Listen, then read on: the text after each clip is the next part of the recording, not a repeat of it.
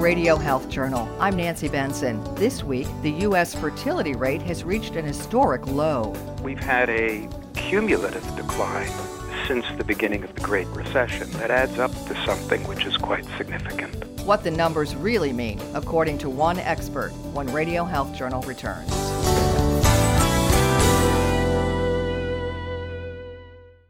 I'm Reed Pence, the producer and host of Radio Health Journal. If you like listening to Radio Health Journal, you'll also like our sister show, Viewpoints, which covers a wide array of topics, from education to history to the environment. Here's a preview of what they're covering this week on Viewpoints. You might say, I didn't do anything different. I just did more of the same, going out to eat, taking Ubers. And so my life doesn't look any better, but I'm spending a lot more money. How technology is making it harder to keep track of our money. Then, a lot of Americans my age, our first encounter with colors and names came from the Crayola crayon box. The deeper meanings behind color. I'm Marty Peterson. And I'm Gary Price. These stories in depth this week on your public affairs magazine, Viewpoints. Listen to Radio Health Journal and Viewpoints on your favorite radio station. And subscribe and listen anytime on Apple Podcasts, Google Play, and Spotify. Also, follow us on Instagram and Twitter at Radio Health Journal. Birth rates in the United States are dropping. In fact, they've fallen to an historic low, according to the Centers for Disease Control's annual report on births in the United States. Between 2017 and 2018, the fertility rate dropped 2%, but that's only the latest in a pattern of 1 or 2% declines every year over more than the past decade. A 1% decline in and of itself in the general fertility rate isn't a big thing, but we've had a cumulative decline since the beginning of the Great Recession that adds up to something which is quite significant. At the same time that the fertility rate has declined, we've also had a decline in net immigration. And if you put the two of those together and the more recent pattern continues, we're going to have a much older population in the future. That's Richard Jackson, president and founder of the Global Aging Institute. And he says the decline in the birth rate matters a lot. The birth rate affects the future rate of growth in the working population and hence the future rate of economic growth, given the fact that it affects the future ratio of working age adults to elderly and hence the future fiscal burden for programs like Social Security and Medicare.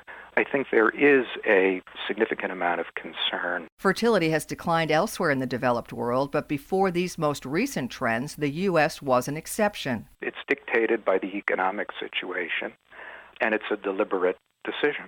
Now, what we don't know, and this is a critical unknown, is whether millennials are simply postponing births.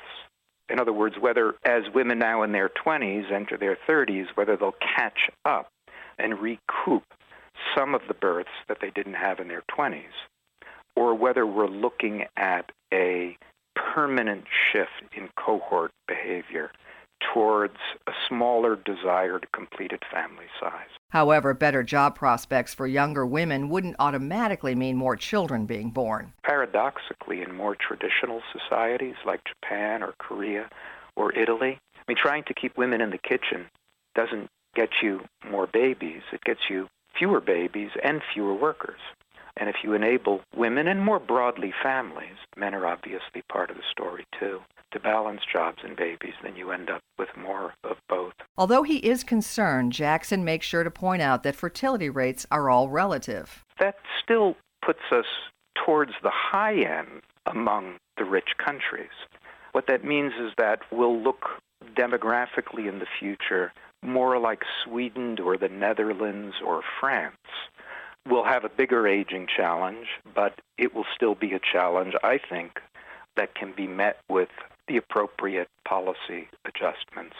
The recent decline in the birth rate, and even coupled with the recent decline in net immigration, doesn't mean that we're going to look like Germany or Japan.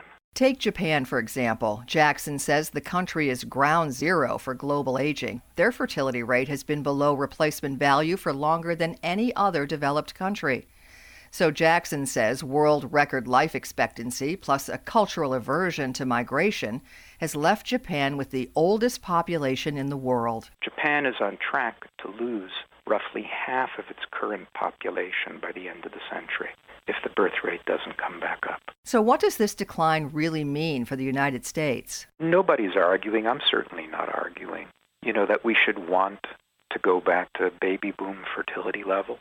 I think rapid population growth, most of us would agree, would pose its own set of challenges and concerns. But something close to replacement fertility, maybe supplemented by some net immigration, is probably a better place to be demographically and economically than far beneath replacement with a rapidly contracting and rapidly aging population. Prior to these recent developments, I was not one who argued that the U.S. needed to raise its birth rate. It seemed to me it was pretty much at an optimal level.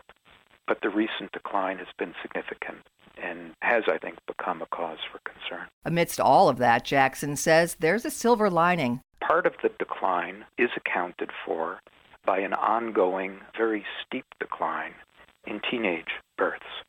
So I think most of us would agree that that's a good thing.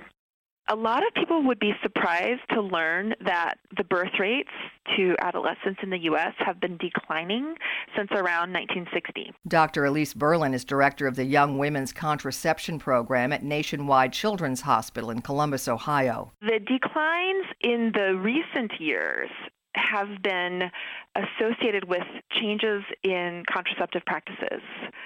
Teens are becoming much better at using contraceptives, and that's really attributed for the main declines. I'm really encouraged by this because unintended pregnancy is pretty much a life-changing event for a teen.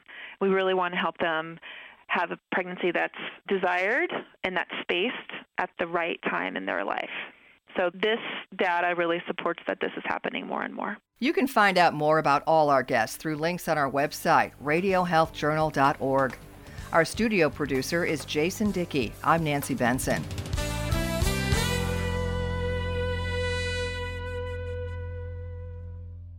Radio Health Journal returns in just a moment. About 27 million people in the United States have chronic obstructive pulmonary disease, or COPD. COPD is treatable, yet half of flare-ups are never reported to physicians, suggesting that patients are not seeking appropriate care. There are 1.2 million COPD hospital admissions each year, and 1 in 4 patients hospitalized for a COPD flare-up die within a year. Dr. David Menino is a respiratory medical expert at GSK. It is important to act before COPD progresses. Flare-up should be treated early on before the condition worsens. Having one COPD flare-up increases the risk of having another, and studies have shown each flare-up can cause more lung damage. You don't have to settle with symptoms that interfere with your daily routine. If you continue to experience COPD symptoms, speak with your doctor about what more can be done to manage them. Dr. Menino says studies demonstrate that early treatment brings improvement in lung function, breathlessness, and quality of life. Find out more at COPD.com. It's National Alzheimer's Disease Awareness Month, as well as National Family Caregivers Month. The two go together since there are more than 16 million families and friends in the U.S. caring for someone with Alzheimer's. According to the Alzheimer's Association, 4 out of 5 caregivers say they'd like more support in providing care, especially from their families, yet 39% haven't engaged others in caregiving tasks. Ruth Drew, Director of Information and Support Services for the Alzheimer's Association, has suggestions on ways to help. Make a standing appointment to give the caregiver a break so they can run errands or go to a support group. Caregivers often feel isolated or alone, so check in with a phone call or stop by for a visit. And when you offer support, be specific. Say, I'm going to the store, what do you need, rather than call me if you need anything. People overwhelmingly agree caregiving for someone with Alzheimer's should be a group effort. Find more tips and resources for caregivers at alz.org. This month is Movember, a time for men to think about their prostate health. But it's not just prostate cancer. Far more men are affected with a non-cancerous prostate condition, benign prostatic hyperplasia, or BPH. It's an enlargement of the prostate that gets worse as men age, often blocking the urethra, producing bothersome urinary symptoms and interrupting sleep. Dr. David Sussman of New Jersey Urology and paid consultant for UroLift believes men should know their treatment options. Relief through medication can be inadequate and temporary, with significant side effects such as dizziness, loss of libido, and erectile dysfunction.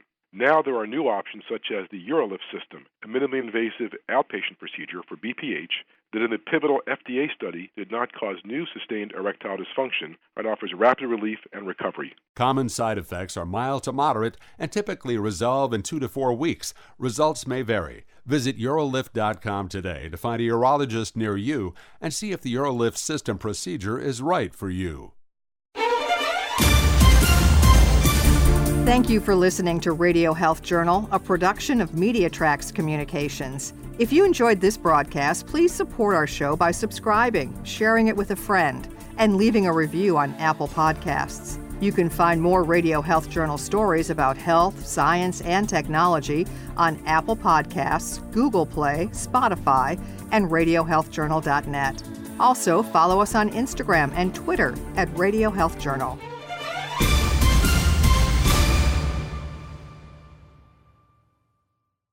Coming up next week on Radio Health Journal. It's all being promulgated as a sort of an easy way to pay off your student loan. People need to understand what we know and don't know and what all is involved. The underappreciated risks of egg donation. Then the changing face of HIV. Today it's a treatable chronic disease, but it hasn't gone away. People will say, oh, I didn't think that was the problem anymore. We still have HIV. I didn't know that was around, because it really has dropped off the radar. All that and more on Radio Health Journal.